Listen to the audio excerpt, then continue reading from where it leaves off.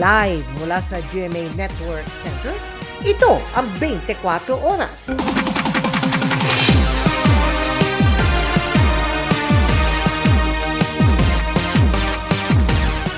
Magandang gabi po, Luzon, Visayas at Mindanao. Pinaaresto na umano ng International Criminal Court o ICC si Senador Bongo ayon sa source ni Congressman Pulong Duterte. Pag-alma niya, ginagamit umano ang ICC sa mga kalaban ng administrasyon. Ang arrest warrant ay kaugnay pa rin ng pagiging co-perpetrator umano ni Go sa kasong Crimes Against Humanity laban kay dating Pangulong Rodrigo Duterte. Ang tugon ng palasyo sa pagtutok ni Ian Cruz. Ipinost online ni Congressman Pulong Duterte ang sinabi ng mapagkakatiwalaan niyang source. Meron na anyang arrest warrant laban kay Senador Bongo at dalawang dating opisyal ng pulisya mula sa International Criminal Court o ICC. Sigo ang dating Special Assistant to the President noong panahon ni dating Pangulong Rodrigo Duterte at kasama sa tinukoy na co-perpetrators sa kasong Crimes Against Humanity of Murder and Attempted Murder laban kay Duterte sa ICC. Tanong ni Congressman Duterte, wala na bang katapusan ang Administrasyong Marcos sa paggamit umano sa ICC bilang political weapon laban sa mga kalaban nito para pagtakpan ang umano'y pagnanakaw sa bayan? Si Senador Go naman, ipinagpapasadyos anya ang lahat, pero ginit niyang wala naman anya siyang nilalabag na anumang batas ng tao o batas ng Diyos. Hindi naman anya niya naging trabaho kailanman ang mga police matter. Pero sabi ng PNP, wala pa silang natatanggap na opisyal na komunikasyon o direktiba ukol sa umano'y ICC warrant. Ito rin ang sinabi ni JLG Secretary John Vic Remulla. Hindi ko ako, wala pa ako nakita. Baka sabog siya nung narinig siya kasi wala pa kami nakikitang ganun eh. We're always prepared. Pero yung mga ganong klaseng pronouncements, delikado yun, di ba? Pinalaga naman ng Malacanang ang sinabi ni Congressman Duterte na ginagamit ng administrasyon ng ICC sa mga kalaban sa politika. Huwag nating kalimutan na yung kaso na sampa ito 2017 pa. So hindi ito wine-weaponize, kinakailangan lamang po na matugunan din ang hiling ng mga kababayan natin. Kung may kailangan managot, dapat na managot. Ipinapaubayan na ng palasyo sa Department of Justice o DOJ ang pagsagot kung may utos ang Pangulo kaugnay ng posibleng pag-aresto sa isang senador.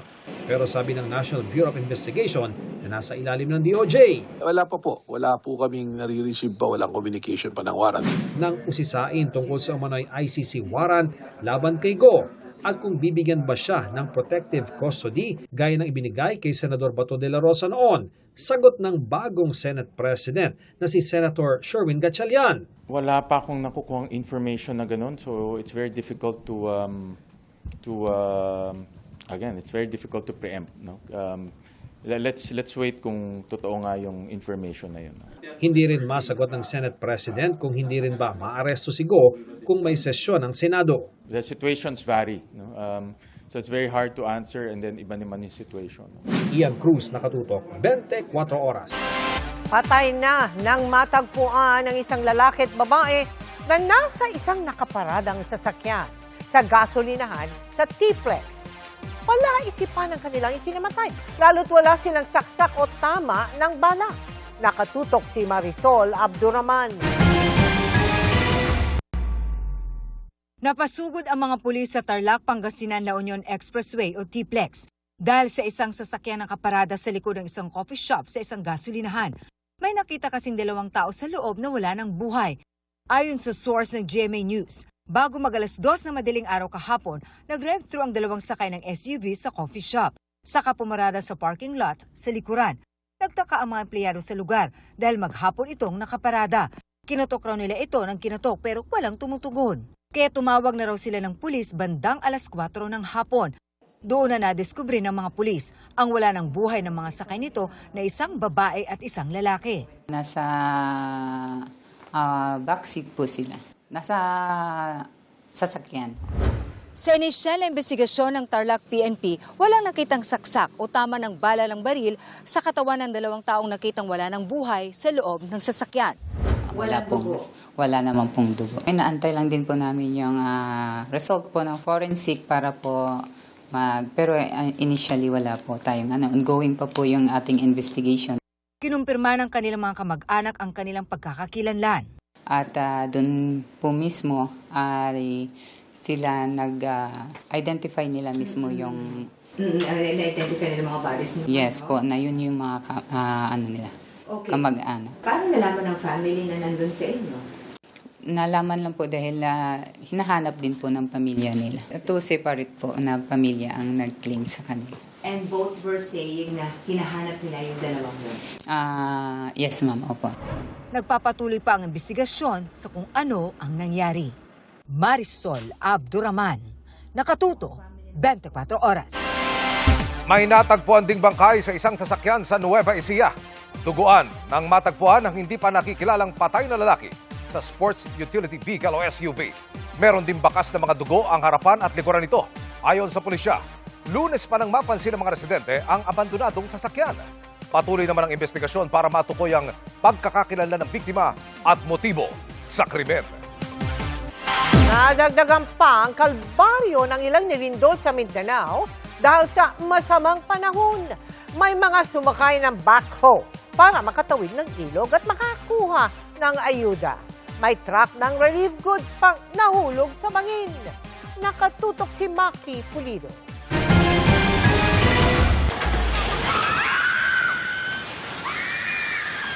Halos 2 linggo matapos yumanig ang magnitude 7.8 na lindol sa Maasim, Sarangani, 10 pa ang napaulat na nasawi ayon sa National Disaster Risk Reduction and Management Council o NDRRMC.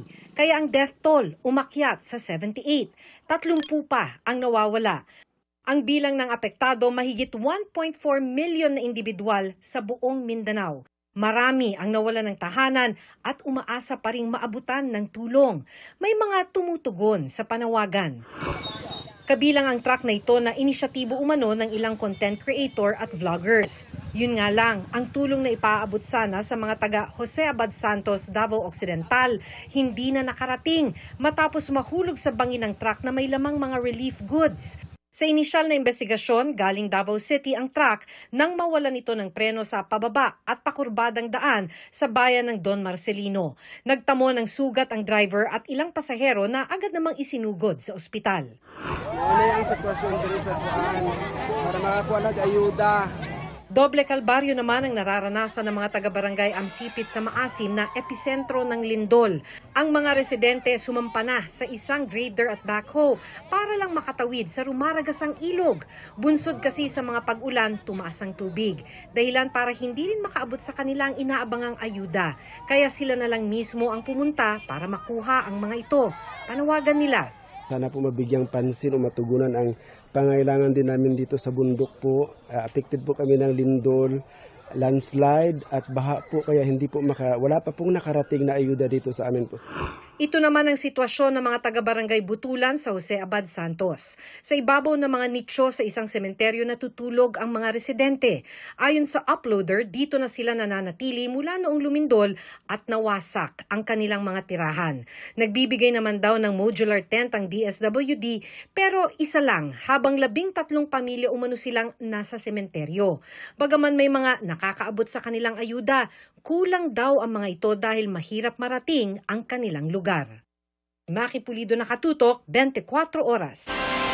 Nilagdaan ng Amerika at Iran ang kasunduang nagpapalawig sa kanilang ceasefire.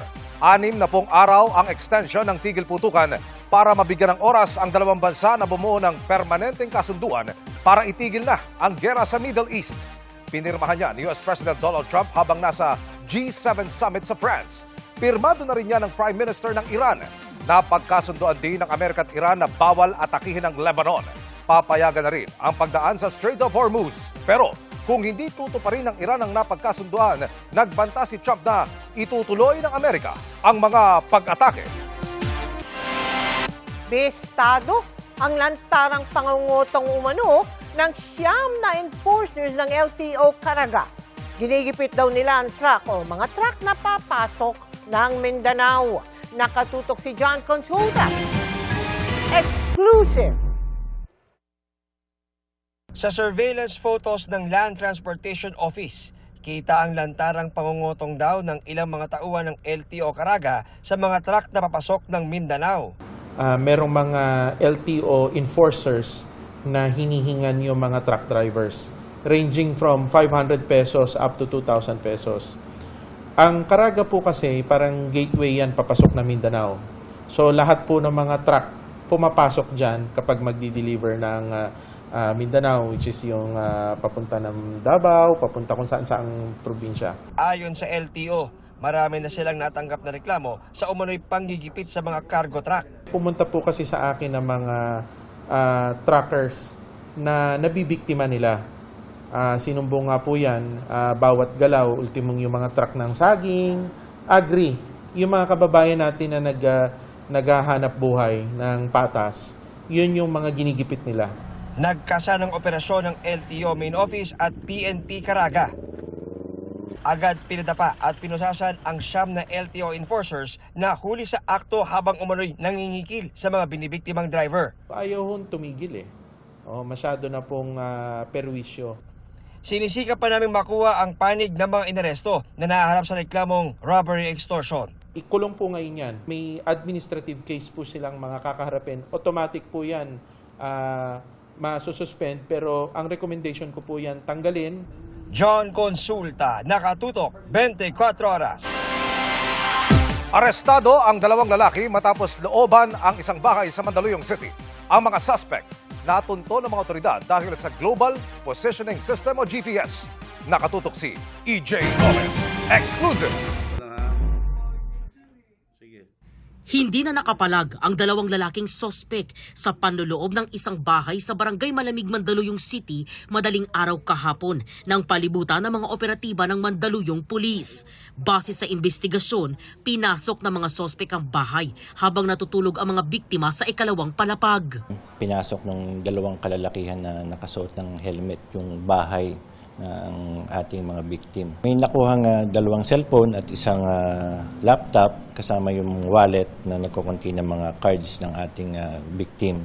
So, umaabot ng 140,000 yung mga estimated cost ng nakuha sa ating mga victim.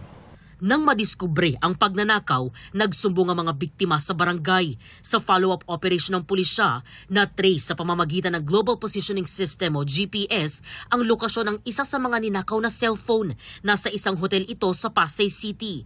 Nakumpirma naman ito nang i-review ang CCTV ng hotel at base sa pahayag ng ilang staff sa pulisya. Nung nag-check out na yung aming mga persons of interest, nilapitan ng ating kapulisan para tanungin at questionin kung ano yung mga dala-dala nila.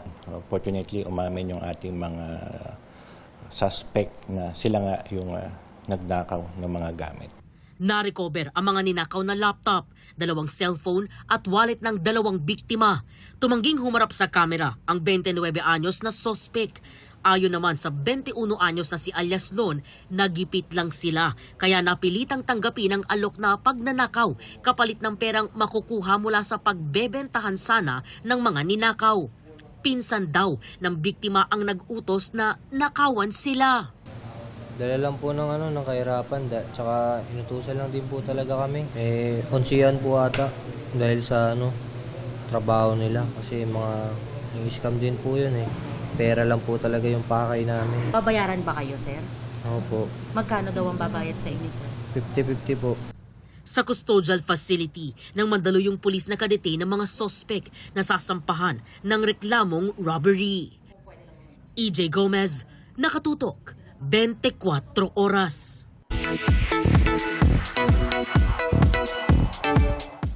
Chika Minute na mga kapuso at mga kasama natin ngayong Thursday Chikahan, si Sparkle Star Ara San Agustin. Ara? Miss Mel, at good evening mga kapuso! Proper time management ang susi ni Alden Richards para mapagsabay-sabay ang 2 ginagawang series sa kanyang hobby and business. Lahat daw yan in preparation sa kanyang pagsasettle down. Suna ba yan? Makichika kay Aubrey Carampel. Dashing in white si Asia's multimedia star Alden Richards nang dumalo sa isang ball kamakailan. Nakasama niya rito ang ilang kaibigan at fellow Kapuso stars. Tila small breather nga raw ito sa magkakasunod niyang trabaho dahil matapos ang successful run ng Stars on the Floor Season 2, 2 series agad ang ginagawa ni Tisoy. Kabilang dyan ang Kapuso medical drama series na Code Gray, kung saan gaganap siya as Dr. Grayson Lazaro. Very exciting yung role. It's my first time to be able to portray a role na may kinalaman sa medical field. So something to look forward to as well. And we have a great team, of course, directors and actors. Bago yan, mapapanood muna si Alden sa Love Siargao na unang pagtatambal nila ni Nadine Lustre. Makakasama rin dito ni Alden ang iba pang Sparkle stars na sina Kim Jisoo, Kailin Alcantara, Izzy Martinez at Vince Maristella. We're just very much happy with the feedback of all the netizens and yung mga taong nakapanood ng trailer. Maraming salamat po. We're very excited. Pero di lang daw puro trabaho si Alden ha. Sinisiguro raw niyang may time pa rin siya sa negosyo at hobby na pagbibisikleta. I think ito yung tamang moment na to seize the moment and take every opportunity that presents itself. Kasi medyo nandun na tayo sa securing the safety nets para eventually, kapag may point na or there would come a point that needs na kailangan ko na mag-settle down, ready na tayo. Pero kailan ba yung pagse-settle down, Alden? Sa ngayon, parang marami-rami pa tayong paghahandaan, but very much looking forward and grateful for all the things that's happening, and nakakatuwa lang kasi andito pa rin tayo and may mga tao pa rin naniniwala sa atin, and I'm just looking forward for all the things I could offer the audience and yung mga kapuso natin most especially. Aubrey Carampel, updated sa Showbiz Happening. Isinulong ni Pangulong Bongbong Marcos sa pulong nila ni Russian President Vladimir Putin ang palitan ng mga kalakal tulad ng mga agricultural products at energy source tulad ng langis. Binuksan din ng Pangulo ang ASEAN-Russian Commemorative Summit sa Kazan, Russia. Nakatutok si Tina Panganiban Perez. Alas 10 ng umaga dito sa Kazan, Russia, nagbukas ang ASEAN-Russia Commemorative Summit sa Kazan Expo International Exhibition Center. As we mark this milestone, the Philippines would like to highlight 3 priorities that should animate our cooperation in the years ahead. First, peace, security, and stability. Second, a more dynamic economic partnership. Food and energy security deserve a particular attention, as these are the foundations on which broader stability rests. And third, perhaps the most enduring, is our people. Napakahigpit ng seguridad papasok dito sa Kazan Expo. 3 security checks yung dinaanan natin at kahit candy at gamot, kinukumpiska. Kahapon nagsagawa ng bilateral meeting ang dalawang pangulo. Bago sila magsimula, pinaalala pa ni Putin kay PBBM na isuot ang kanyang earpiece para marinig ang interpreter. Nagsalita sa Russian si Putin, habang Ingles naman si Marcos. Sabi ni Putin, magandang pagkakataon ang paghaharap para suriin ang kasalukuyang kooperasyon ng Pilipinas at Russia. Isinulong ng dalawa ang pagpapaigting sa kalakalan sa pagitan ng dalawang bansa. Apparently, we are approaching the present threshold with an immense capital of mutual beneficial cooperation underpinned by good traditions of mutual respect and respect for legitimate interests of each other. Last year, bilateral trade exceeded $0.5 billion. Of course, this is far from the limit, and of course, there is a good potential to enhance supplies of agriculture and energy resources. There are many potential areas that I think we should, that's still open to explore. And I think that the present level of trade, although it is steady, I think that there is a great deal more that we can do. Bukod sa unang pagbisita ito ni Marcos sa Russia bilang Pangulo, ngayong buwan din ang ika-50 anibersaryo ng diplomatic relations ng Pilipinas at Russia na nagsimula sa pagbisita ni nooy Pangulong Ferdinand Marcos Sr. sa Russia noong 1976. Nataon din ngayong 2026 Ang chair ng Association of Southeast Asian Nations o ASEAN ang Pilipinas at ika-35 anibersaryo rin nito ng ugnayan ng ASEAN at Russia. The commemorative summit is a landmark in the development of the Russia-ASEAN strategic partnership. Binati rin ni Putin ang mga Pilipino sa pagunita ng Araw ng Kasarinlan noong June 12 na nagkataong isa ring national holiday sa Russia. Nagpasalamat ang Pangulo sa mainit na pagtanggap ng Russia sa Pilipinas at ASEAN at inimbitahan ni PBBM si Putin sa 21st East Asia Summit na gaganapin sa Maynila sa darating na Nobyembre. Tina Panganiban Perez, Nakatutok, 24 Oras. Mga kapuso, sa mga nagluluto gamit po ang pressure cooker, doble ingat po. May babae sa India na nalapnos dahil nasabugan nito. Sa kuha ng CCTV sa kusina ng isang hostel, makikita ang babaeng cook na naghahanda ng pagkain. Nasa lapag naman ang kalan nang magsalang ang babae ng kawali, iniurong niya ang pressure cooker pero bigla itong sumabog. Tumalsik ang takip ng pressure cooker sa mukha at dibdib ng babae. Dali-dali siyang nagpanlaw ng malamig na tubig para maibsan ang init. Agad siyang dinala sa ospital dahil sa tindi ng lapnos. Nasa maayos na siyang kalagayan ngayon. Magre-rekomenda ang Department of Interior and Local Government o DILG ng mga kakasuhan kaugnay sa pagkasawi ni Rene Baterbonia at Divine Adili sa team building sa Aurora. Ayon kay Interior Secretary John Vic Remulla, inaasahang sa Martes ay maisusumiti na nila ang full report ng kanilang investigasyon sa Department of Justice o DOJ. Nakabuo na anya ng timeline ang mga pangyayari. Naisalang na rin sa pagtatanong ang mga player ng Ateneo Men's Basketball Team, kaya halos kompleto na ang report. Hinihintay na lang anya ang paliwanag ng mga coach na ipinasabi na bukas, kabilang ang resigned head coach na si Tab Baldwin. The report is not complete. Bukas yung mga coaches ang sabina nila. Kung hindi siya mag-attend, they will cite him in contempt.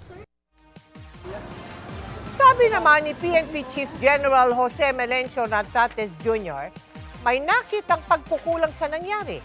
Nanindigan din si Nartates na posibleng nalabag ang anti-hazing law, kaya patuloy itong iniimbestigahan. There is a possibility that probably they can be indicted for violation of the anti-hazing law. Ang hazing naman, not necessarily mayroong physical contact.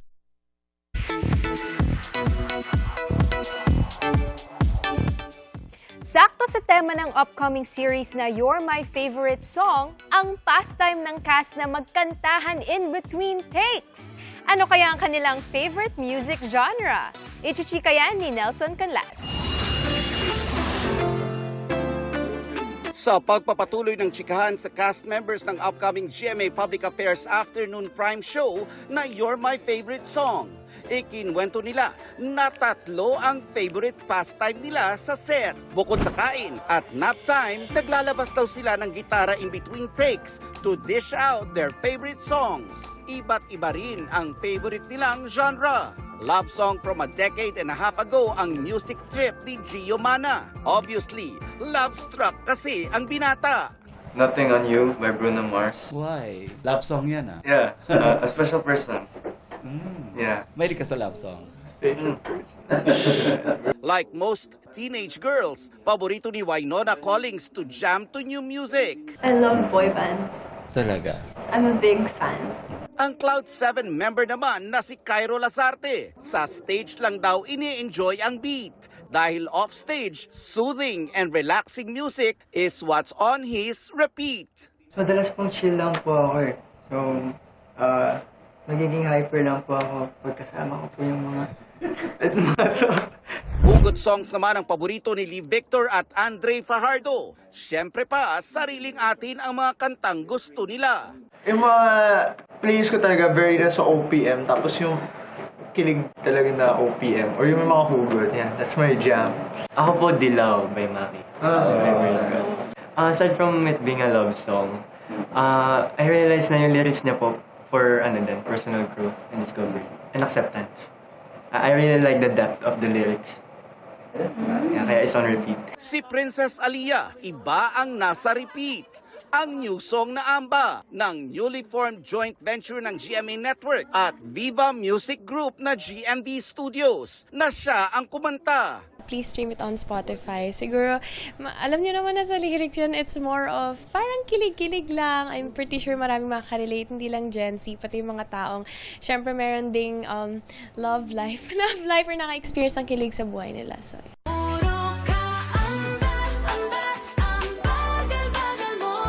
Siyempre, may pa-dance challenge ito at full support ang cast members ng You're My Favorite Song kay Princess.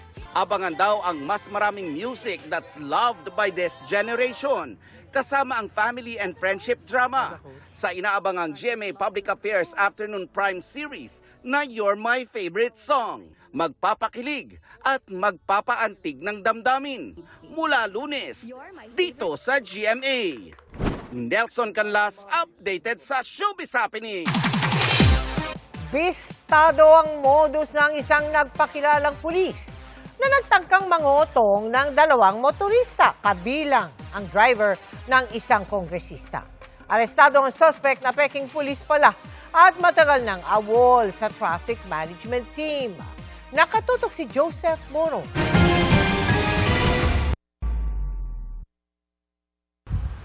Gabi ng June 2 nang pahintuin ng isang nagpakilalang si Police Master Sergeant Hernandez ang isang itim na SUV. Beating the red light umano ang driver. Payag naman ang driver na matikitan siya pero nang sabihan siya ng nagpakilalang pulis na kailangang i-impound ng sasakyan, ipinakiusap ng driver ang sumita sa kanyang among si Surigao del Sur 2nd District Representative Alexander T. Pimentel. Kwento ni Pimentel, tutol din siya sa pag-i-impound ng kanyang sasakyan. Dadalhin ko yung sasakyan nyo kasi for verification. Kako nandyan naman yung ORCR, nandyan yung lisensya. Simple violation lang yan. Tikitan mo na. Dahil gabi na. Hindi, dadalhin ko to. Question din ng umunoy pulis, bakit hindi siya ang sakay ng sasakyan? Kako, teka muna. Ako, napipiko na ako sa'yo, ha? Simple violation lang. Hindi, dadalhin ko to. Pwede natin pag-usapan. Kinabahan kasi ako kasi yung sabi ng driver ko walang plaka. Tapos may baril. Kako, kung dadalhin niya, baka mamaya modus lang yan para magkarnap. Nagwanta si Pimentel na ipapaalam niya kay Philippine National Police Chief General Jose Melencio Nartates Jr. ang panguhuli hanggang sa pinakawalan na ang kanyang driver. Sabi ko, sumbong kita kay Natales. Biglan na lang sinabing, okay na. Pagbigyan kita. Tapos sabi niya, okay na. Palampasin kita ngayon. Pinakawalan yung driver ko. Itong linggo rin ay nabiktima si alias Vince na nagpakilalang pulis matapos hanapan ng city engineering permit kaugnay na ikinakabit nila sa Mindanao Avenue. At that time po noon, kinumpiska niya yung ORCR nung sasakyan ng contractor ko, then ID tsaka permits. Dinala rin siya sa parke imbes sa istasyon para maningil. Nung huminto na ulit kami, sabi niya sa akin, sinasayang niyo yung 10K, tapos tawagan mo yung boss nyo. No, that time, tumagal ulit. Bago kinuha niya yung number ko, then kinuha ko rin yung number niya. Hindi malinaw kung anong kinalaman ng isang pulis sa mga city permits, pero nang ipablotter na, nabistong peking pulis pala ang nakausap niya. Naging miyembro ito ng traffic management team pero matagal nang absent without leave. Ayon kay Police Lieutenant Colonel Brian Pajarillo, nag-AWOL pala ang suspect. Nung nangyari ito, we coordinated with TTMT nga. Ang lumalabas sa kanilang records is awol na po itong tao na ito. And since April pa. So makikita natin na illegal itong ginagawa niya since sa record nga ng TTMD is awol na siya. Kumpirmado ring modus ito ng suspect. Mahanapan niya ng traffic violation kahit naman kompleto yung permit ng mga ito. May gawa-gawa siyang mga traffic violation para lang makapanita. Then, ipipressure niya, intimidate niya, papakitaan niya ng firearm dahil may replika siyang firearm. Sa tulong ng biktima ay naaresto ang suspect sa isang entrapment operation na nauwi pa sa habulan ng sinabukan niyang tumakas. Sinampahan din siya ni Pimentel ng reklamong attempted carnapping at grave coercion. Carnapping, sir. No comment ako dyan, sir. Baka hindi po totoo yung mga sinasabi nila na yan. Joseph Morong, Nakatutok 24 Oras.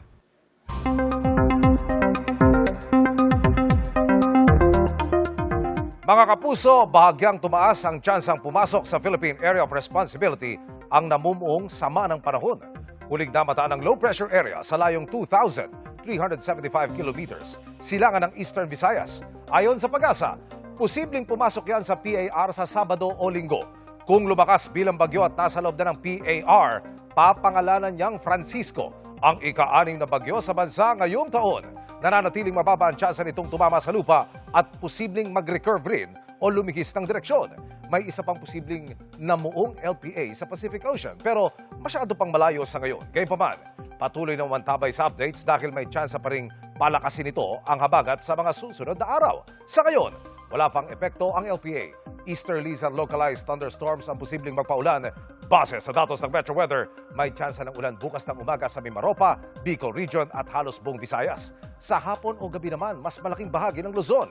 Pwede ring maulit ang mga pag-ulan sa Visayas at Mindanao. Malalakas ang buhos ng ulan sa ilang lugar kaya maging alerto sa banta ng baha o landslide. Sa Metro Manila, may tsansa pa rin umulan sa ilang lungsod lalo na sa hapon at gabi. Sumiklab ang apoy sa isang condominium sa Eastwood City, Libis sa Quezon City. Ayon sa Bureau of Fire Protection, nagsimula ang sunog ng bago mag-alas 7 ng umaga kanina. Basura sa basement ng kondo ang isang tinitig ng sanhi ng sunog.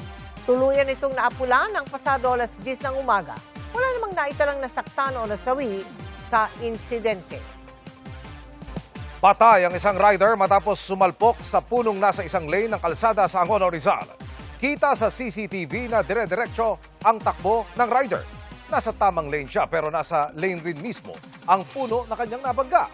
Tumila po ng rider pati ang kanyang helmet kaya napuruhan siya sa ulo. Naisugod sa ospital ang biktima pero binawian din ang buhay. Tumangging magbigay ng pahayag ang pulisya. Sinusubukan ding kunin ang panig ng barangay.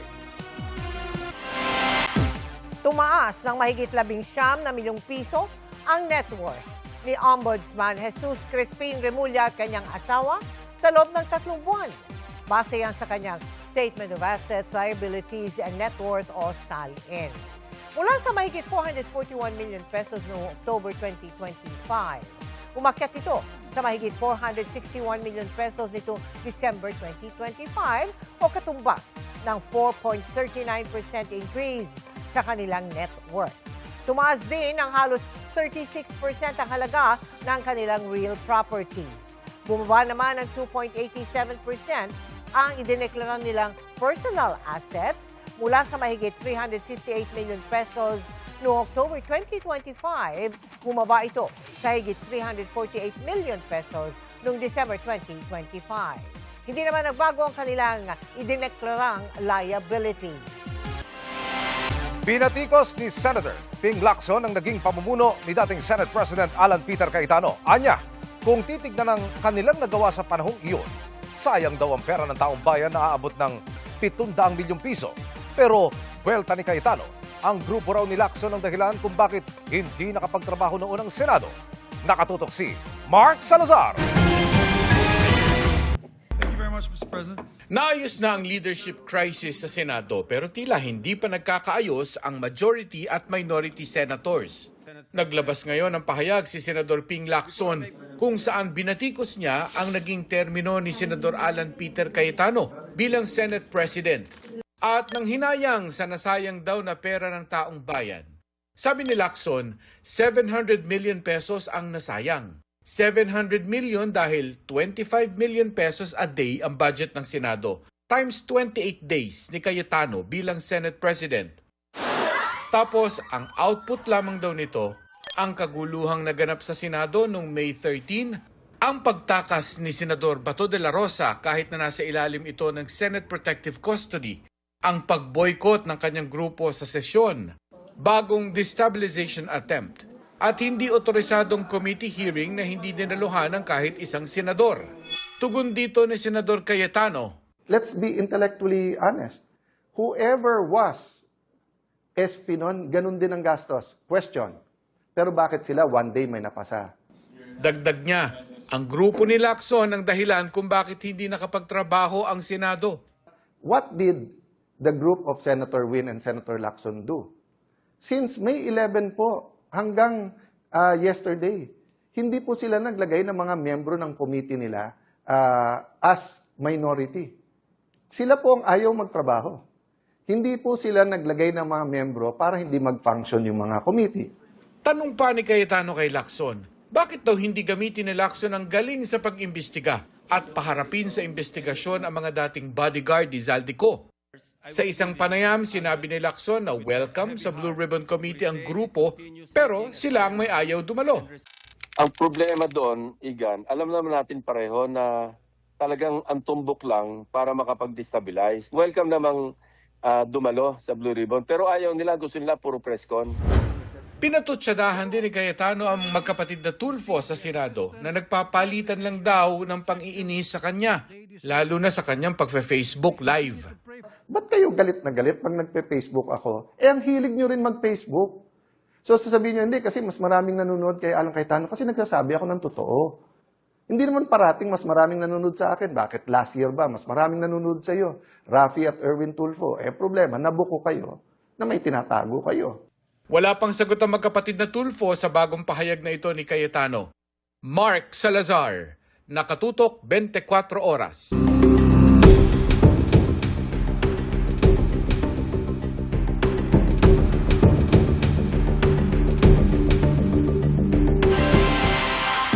Hindi pa pinal ang mungkahing gawing muling impeachment presiding officer si Senador Chis Escudero ayon kay Senate President Win Gatchalian. Walang problema dyan ang mga House prosecutor. Kahit si Escudero pa rin ang presiding officer na nagbalik noon sa Kamara ang unang impeachment case laban kay Vice President Sara Duterte. Nakatutok si Sandra Aguinaldo.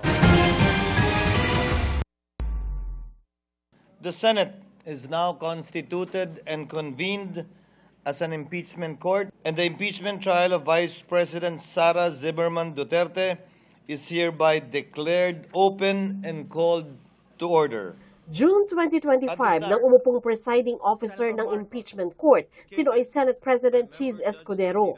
Bago pa man niya sinimula ng impeachment trial noon, naging kontrobersyal ang kanyang pagtrato sa impeachment case laban kay Vice President Sara Duterte na tinransmit ng Kamara sa Senado. Kahit kasi nakasaad sa saligang batas na kailangan mag-proceed ang impeachment trial forthwith, hindi naman daw ibig sabihin nito na agad-agad. Sa ilalim din ng kanyang pamumuno, ibinalik ng impeachment court sa Kamara ang Duterte impeachment case dahil sa mga kwestiyon kung nasunod daw ba ang one-year bar na nagtatakda na isang impeachment complaint lang sa isang taon ang pwedeng ihain laban sa isang opisyal. With 18 affirmative votes, 5 negative votes, 0 abstention, the motion of Senator Cayetano is carried. Isang taon makalipas, may panibagong impeachment case ng iniakyat sa Senate Impeachment Court laban kay Vice President Sara Duterte. Ayon kay Senador Ping Lacson, si Escudero posible raw muling maging presiding officer ng impeachment court. Hindi kasi abogado ang kasalukuyang Senate President na si Sherwin Gatchalian. Sinusubukan pa naming makausap si Escudero ukol dito, pero sabi ni Gatchalian, hindi pa naman daw pinalyan. I don't want to preempt yung presiding officer discussion. Pag-uusapan pa yan. Sa pagsisimula ng pre-trial conference ng Duterte impeachment case kanina, sinubukan naming makuha ang panig ng prosecution team ukol dito.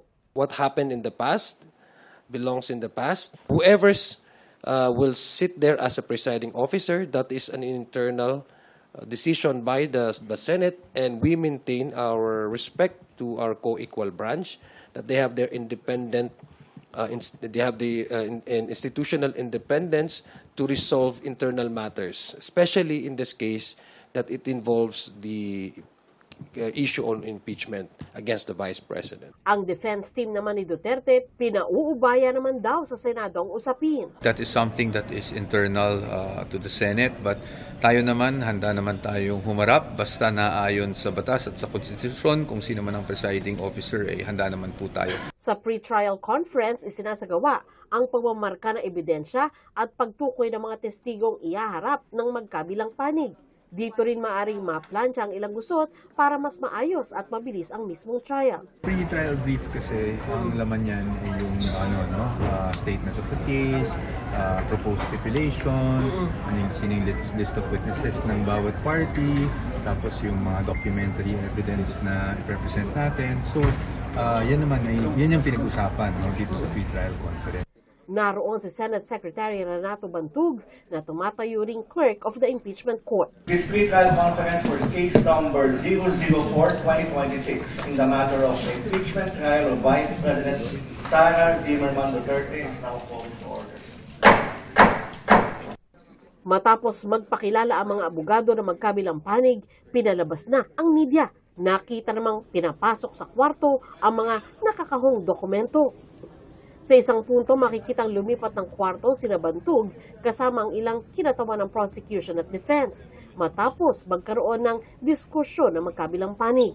Tumanggi namang magbigay ng pahayag si lead prosecutor, Batangas Representative Jervil Luistro sa napag-usapan. Sorry, I cannot divulge anything right now. Sorry.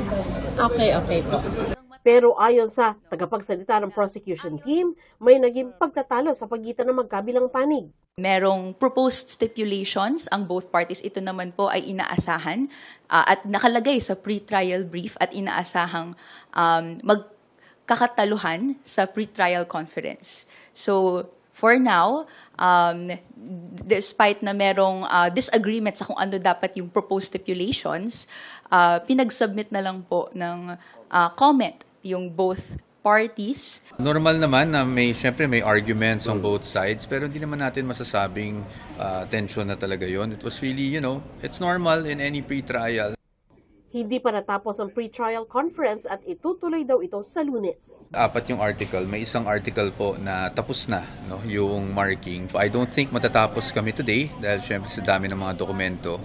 We are anticipating na babalik kami dito ng Monday. Yun na rin ang nasabi sa amin na magkakaroon pa kami ng isa pang setting ng Monday for the marking. Hopefully, matapos natin ng Monday. Kung hindi naman, we're ready to also come back on Tuesday. Base sa impeachment calendar, sa Martes, June 30, ang issuance ng pre-trial order. June 30 hanggang July 5 naman, ang period para magkomento dyan ang prosecution at defense. July 6 ang simula ng mismong trial. Sandra Aguinaldo, Nakatutok, 24 Oras. Naospital ang 89 na kadete ng Reserve Officers Training Corps o ROTC na lumahok sa summer camp sa Dingle, Iloilo. Sumakit ang tiyan, nahilo, nagsuka ang mga kadete. Kasunod umano yan ng pagkain sa adobong inihain sa Camp Adriano D. Hernandez kagabi. Ang mga dinala sa ospital nakitaan ng sintomas ng foodborne disease ayon sa Iloilo Provincial Health Office. Sinusuri na ang adobong pinakain sa kanila, pati ang inuming tubig. Sabi ng mga namumuno sa summer camp, sa loob ng kampo niluto ang pagkain at bagong katay ang isinangkap na baboy. Iniimbestigahan kung nakontaminate ang mga pagkain habang inihahanda. Nasa maayos sa kondisyon ng mga kadete at nakalabas na silang lahat sa ospital. Tinaasan ng Bangko Sentral ng Pilipinas o BSP ang policy rate o yung pinagbabatayan ng mga interest rate. Yan ay para makontrol ang inflation o yung bilis ng pagbakal ng presyo ng mga bilihin at serbisyo. Ayon sa BSP, nasa 4.75% na ang policy rate matapos taasan ng 25 basis points ng kanilang monetary board. Dahil sa tumaas na policy rate, maaaring tumaas ang interes ng mga bangko sa mga pinauutang nito. Pag mas mahirap ang utang, mas kaunti ang gumagastos kaya nakokontrol ang pagmahal ng mga bilihin. Nitong Mayo lamang, pumalo po sa 6.8% ang inflation rate.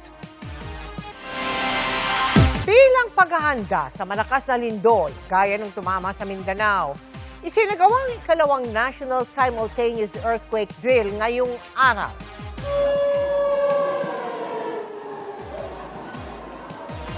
Sabay-sabay, na nag-duck, cover and hold ang mga lumahok na paaralan, opisina ng gobyerno pati pribadong kumpanya. Ang Office of Civil Defense inilunsad din ang Harmonized National Contingency Plan bilang paghahanda sa The Big One o yung malakas na lindol na pwede umunong tumama sa Greater Metro Manila area. Mga kapuso, tinutugis ang riding in tandem na nahulikam na tumangay sa isang nakaparadang motorsiklo sa Quezon City. Nakatutok si James Agustin. Hating gabi nang dumating ang riding in tandem na yan sa R. Fernandez Street sa Barangay San Antonio, Quezon City. Bumelta ang motorsiklo at huminto sa tapat ng isang bahay. Bumaba ang angkas at naglakad. Ang sumunod na nakunan sa CCTV, iniatras na niya ang isang nakaparadang motorsiklo at mabilis na napaandar ito. Huminto pa sa kanto ang mga sospek at tila may inayos sa motorsiklo bago tuluyan tumakas. Ang pagnanakaw na diskubre matapos sa mahigit 5 oras nang gagamitin na ng isang security guard ang kanyang motorsiklo. Paglabas po niya kasi paalis na po siya bandang 5:30 po ay napansin niya po na wala na po yung motor sa labas ng bahay sa may gate po sa kalsada. Yung susi naman po hindi naman po naiwan sa motor yun. Nakipag-ugnayan ng biktima sa barangay para i-review ang kuha ng CCTV. Ayon sa barangay, dayo lang mga sospek sa lugar.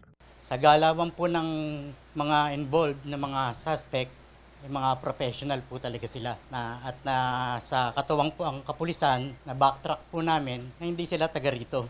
Hindi po Quezon City, malayo po ang narating nila. Laking panghihinayang ng mag-asawa, lalo pat katatapos lang daw nilang bayaran noong nakaraang taon ng motorsiklo na nagkakahalaga ng 123,000 pesos.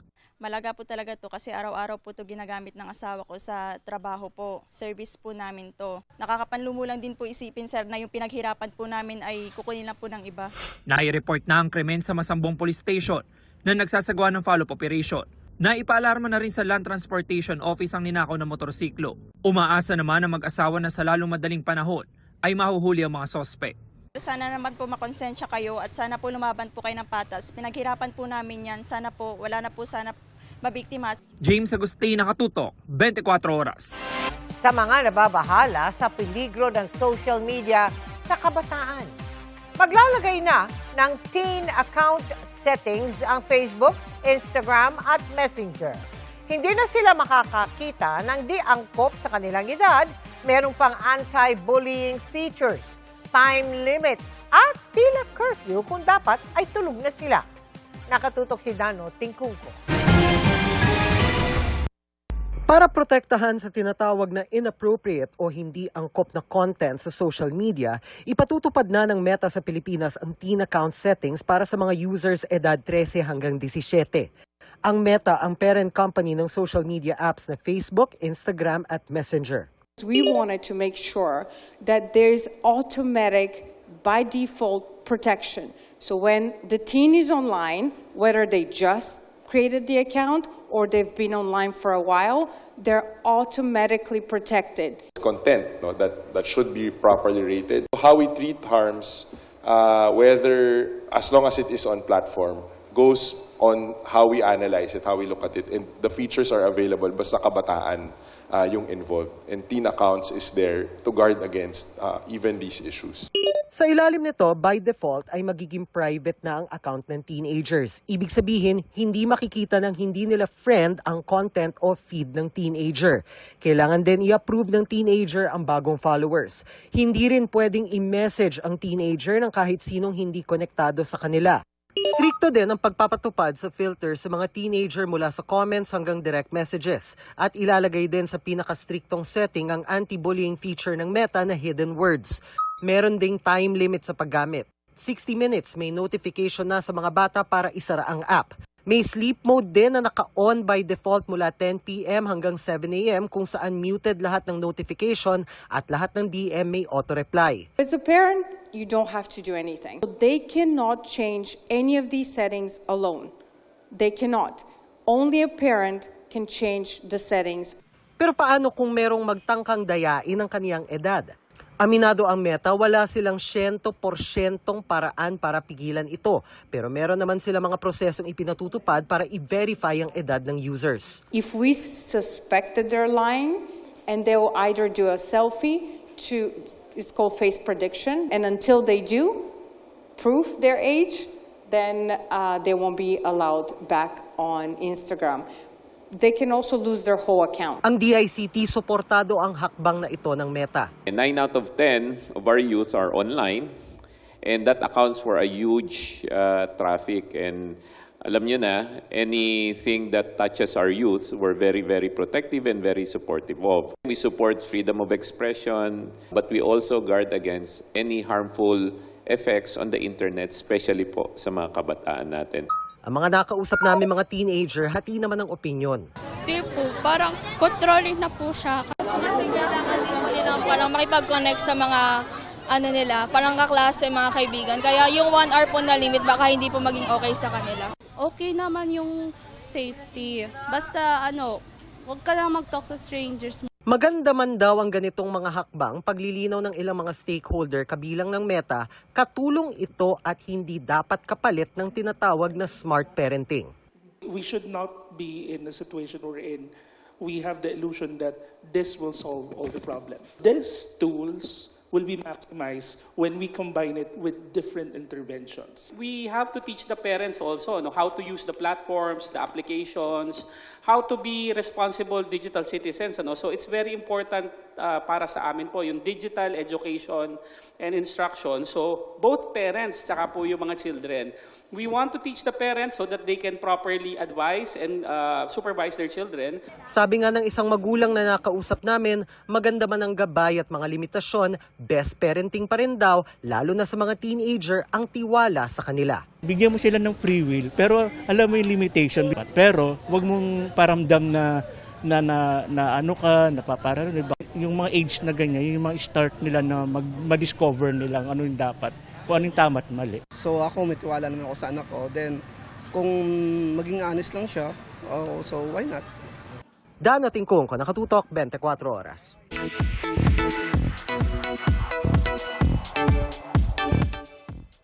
Kahit challenging, ini-enjoy raw ni Task Force Firewall star Jack Roberto ang kanyang single life with friends. Ano naman kaya ang say niya sa love life ng kapatid na si Sanya Lopez? Makichika kay Aubrey Carampel. Happy and enjoying his single life si Jack Roberto with a little help from his friends. Pero challenging din daw ang pagiging single, lalo at mag-isa lang siya sa bahay, kaya paminsan-minsan ay nag-i-invite siya ng mga kaibigan para mag-bonding at mag-Bible study. Meron din daw silang mga outdoor trip. Mula nag-reconnect ulit ako sa Christian, may mga fellowship kami nila Paul Salas, yung mga kaibigan. Nakapag-share kami sa isa't isa na pare-parehas kaming single. Isa yung battle namin sa isa't isa, how to deal with it, how to move on and everything. Kung si Jack ay wala raw munang love life, supportive and ready to give an advice naman siya sa younger sister na si Sanya Lopez na mayroon ng special someone. First time niya magpakilala sa akin na parang, kuya, parang kaibigan ko, ganyan. Kaibigan. Alam mo na. So sa pagiging kuya nga, parang sa parents din yan eh. Guide ka lang pagka lumapit sa'yo. Proud din daw siya sa kapatid na may biniling bagong sasakyan bilang birthday gift sa sarili. I'm so proud of her. Happy birthday to you. Congratulations to your new car. And of course, pinagpipray ko yung everyday income mo na mag-stable pa. And marami ka pang blessings sa matanggap. Equally proud naman si Sanya sa kanyang kuya. Na-touch nga raw si Jack sa mga sinabi ng kapatid dahil isa-isa na raw nilang natutupad ang kanilang pangarap. Parang all this time na parang wala tayong tinitiran, wala tayong sariling bahay. Ngayon finally, parang paras tayo nag-improve, na-achieve natin yung mga dreams natin. Focus daw ngayon si Jack sa pagganap sa kanyang karakter sa GMA Prime series na Task Force Firewall bilang hacker na si Hex Silverio. From suspect turned asset na si Hex ng PDI na ginagamit ang kanyang hacking skills para tulungan ang Team Firewall sa kanilang misyon. Para akong AI dito bilang hacker. Wala akong hindi nare-resolve, wala akong hindi nasusolusyonan na problema namin sa Task Force Firewall. Aubrey Carampel, updated sa Showbiz Happening.